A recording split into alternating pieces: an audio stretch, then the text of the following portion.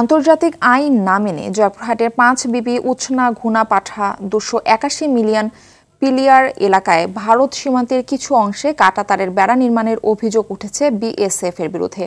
স্থানীয়রা বিএসএফকে কাঁটাতারের বেড়া নির্মাণ করতে দেখতে পেয়ে তা বিজিবিকে জানায়। পরে বিজিবির হস্তক্ষেপে কাজ বন্ধ করে দেয় বিএসএফ। বিষয়টি নিয়ে দুই দেশের সীমান্তরক্ষী বাহিনীর ঊর্ধ্বতন কর্মকর্তারা পতাকা বৈঠক করবেন বলে জানিয়েছেন বিজিবি।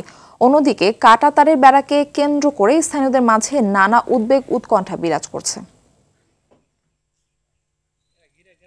ইতিমধ্যে আমরা পাবলিকেরা বিডিআর কাছে সংবাদ দিলাম, বিডিআররা চলে আসলো, আসে এরকম বাধা দিল, পাবলিক মিলে বাধা দিল, পেবে নিয়ে আবার তার কাটা দিয়ে আর ঘিরল না। বিহিটু না, আমরা তো আসে দেখলাম যে ঘিরা আগেই ফেলে রাখছে, আসার পর তো আর ঘিরা না।